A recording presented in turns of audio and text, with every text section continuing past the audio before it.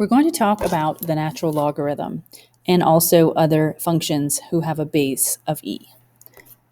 Let's first talk about what we already know. Do you remember the formula, a PERT, where a is equal to p, the initial amount, e raised to the RT power, where r is the rate and t is the time. So we used this when we compound interest continuously. So I'll add compounded continuously here. So suppose you invest $1,000 at 4.5% interest. How much would the account be worth after 4 years? So we're going to use A equals 1,000 times E to the 0.045 times 4 years. And then we're going to go and we're going to plug it in our calculator. 1,000 times E raised to the 0.045 times 4 power. $1,197.22. $1,197.22. We've also looked at the graph of the natural exponential function, which is y equals e to the x, and it's shown at the right. It is concave up and increasing. We remember that it has a horizontal asymptote at y equals 0 on the x-axis, so the domain is all the reals, but the range is greater than 0. We also know that the y-intercept is 1. Okay, we can also look at a function, a real-life situation, where the function has a base e. The exponential function is base e. Since 1972, the U.S. Fish and Wildlife Service has kept a list of endangered species in the United States. So this is for 1972 to 1998. The number S of species on the list can be modeled by this function. So if we look at this function, t is the number of years since 1972. So if we look at this function right here, we know that this is our initial amount. And so that would be the amount of endangered species in 1972. We know that this right here is our rate expressed as a decimal. So that would mean 9.17%. And since the rate is positive, that means that we have growth. If the rate were to be negative, then that would mean we have decay. So I have put this function into my calculator in Y1, and I have gone to window, and I've changed my window to be from -2 to 30, and from -2 to 1,500. So X represents how many years, so about 30 years, and Y represents how many endangered species. And when I look at the graph, I see a nice, pretty exponential curve. So what I want to know is, what was the number of endangered species in 1972? So one way we can use our calculator there in 1972 would be year 0. So I can do a trace and then press 0 and get that number, 119.6. I can also, in my home screen, I've already showed you how we can pull up our F4 button, which is our shortcut to our Y1, Y2, and so on. So I do alpha F4, and that pulls it up, and I can do in the home screen Y1 of 0, and that will give it to me also. So I know that in 1972, there were 119.6 endangered species. Also notice that's my initial amount at t equals 0, which is 1972. Okay, I also want to know how many endangered species there were in 1980. So that would be 8 years after 1972. So if I go to my calculator, I can pull up F4 again, Y1 of 8, and that would give me 249.0747 species. 249.0747. So I know that it doesn't make sense to have a part of a species, a part of an animal, but for our purposes, we're going to round to 4 decimal places. So we've already graphed the model on our calculator. So we want to know, approximate when S is 1,000. So if we want to approximate when S is 1,000, then we would plug in 1,000 into our equation like this, and we're going to solve for t. So there's 2 ways I want you to know how to solve for t in this case. We can use our calculator to approximate. Let's do that first. We're going to use our calculator to approximate when the function is equal to 1,000. So I'm going to go to my calculator, and I'm going to go to y equals. I'm going to go on to y2, and I'm going to put in 1,000 And I'm going to figure out when is this function equal to 1,000. And when I want to know when these two graphs are equal, I'm going to look at the graph and I'm going to look for where they intersect. So I'm going to do second calc number 5 for intersect. Press number 5 and just press enter 3 times. First curve, second curve, and guess. Just press enter. And it looks like that there were 1,000 species after 23.1582 years. 23.1582 years later, or in 23 years after 1972, would be in 1995. And so we know we can estimate using our calculator. We also want to be able to estimate using algebra. So the first thing we're going to do to solve this equation is we're going to divide both sides by 119.6. So I'm going to leave it as 1,000 divided by 119.6. And then I'm going to take the ln of both sides. And after I take the ln of both sides, I can use the power property and move my exponent in the front. And once I do that, then I end up with that number, 0.0917 times t, times the ln of e. And I remember the ln of e is just 1, and anything times 1 is itself. So I'm going to cross that out because anything times 1 is itself. And then all I have left to do to divide is, to solve for t, is to divide by 0.0917. So I get t is equal to, and I go to my calculator. I'm going to go to the home screen. I'm going to put in a fraction. I want the ln of 1,000 divided by 119.6 divided by 0.0917. And I get the same thing.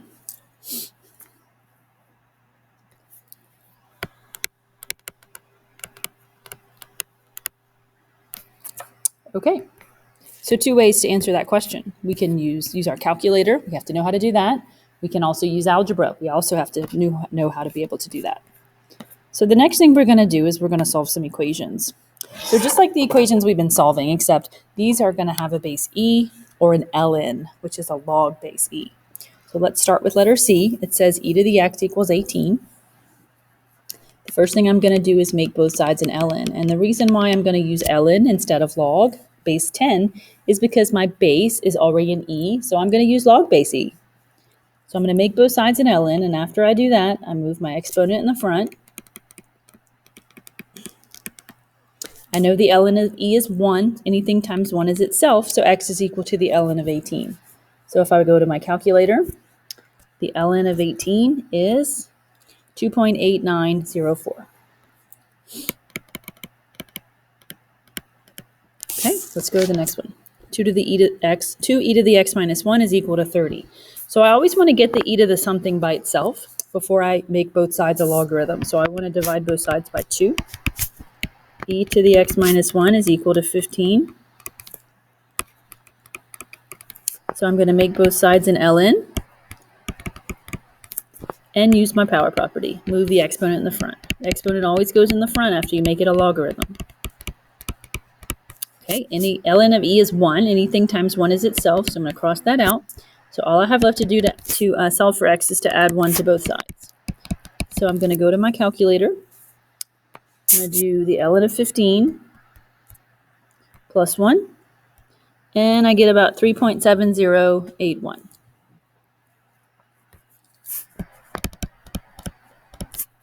Okay, there's one more to do like that. We're going to subtract 14. We're getting the e to the something by itself. Subtract 14. Divide by negative 3.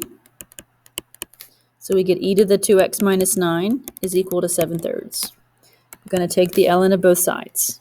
After you get the e to the something by itself, you want to take the ln of both sides. After you make both sides a logarithm, the exponent goes in the front of the logarithm. So 2x minus 9 times the ln of e. And then we can cross out the ln of e because anything times 1 is itself. Then I'm going to add 9 and divide by 2. So we're going to go to our calculator to approximate. I'm going to make a fraction.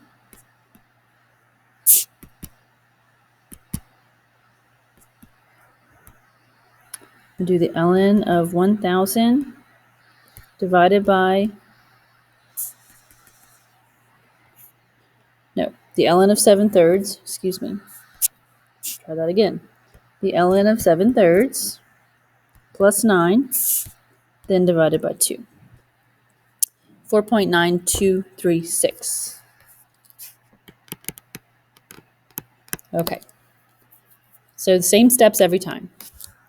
Now let's look at some equations that have ln in them. So if we're going to solve an equation with an ln, we need to get the logarithm by itself first.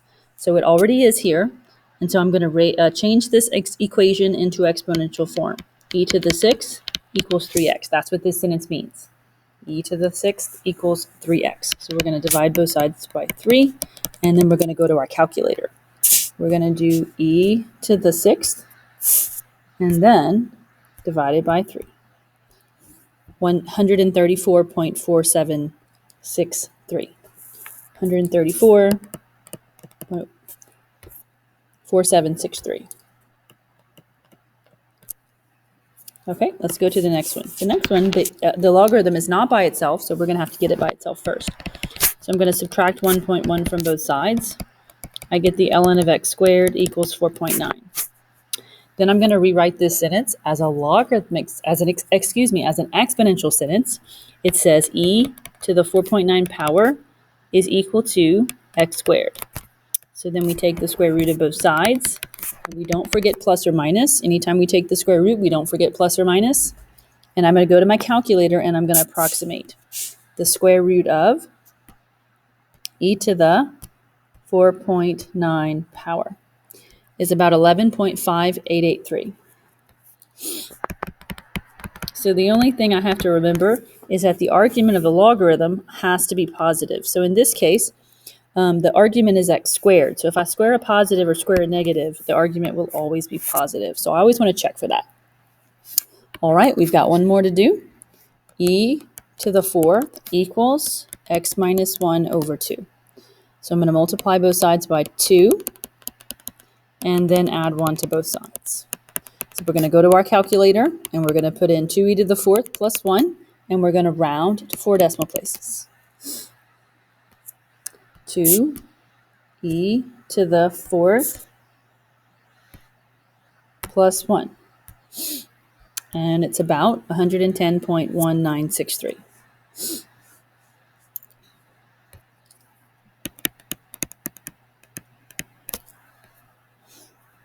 Okay, same steps every time.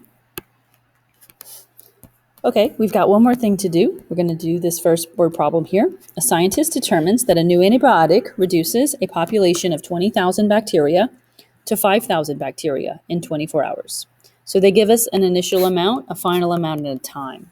So we're going to use APERT, where the initial amount is 20,000. The final amount is 5,000.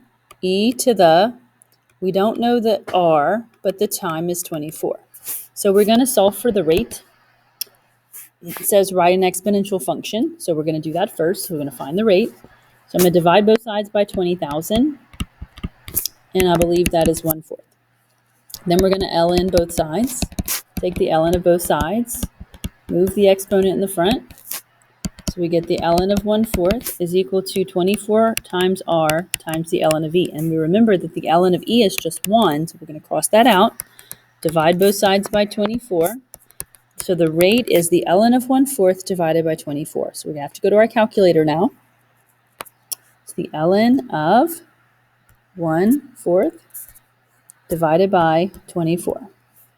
Negative 0.05778. 0578, excuse me. Negative 0.0578. So my function is a equals 20,000 e to the negative 0.0578 t power. There's my function. So I didn't know what the rate was, but I had enough information to solve for it.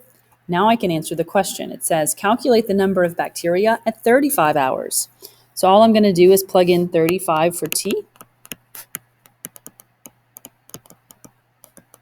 and figure out what I get. So I'm going to do 20,000 times E raised to the negative 0.05, I forgot what it is, 0578 times 35 hours. 2645.1619.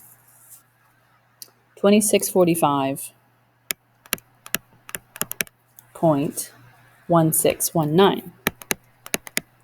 And that's it. And that would be bacteria. And once again, I know there cannot be a part of a bacteria, but for our purposes, showing our algebra, we want to round to 4 decimal places.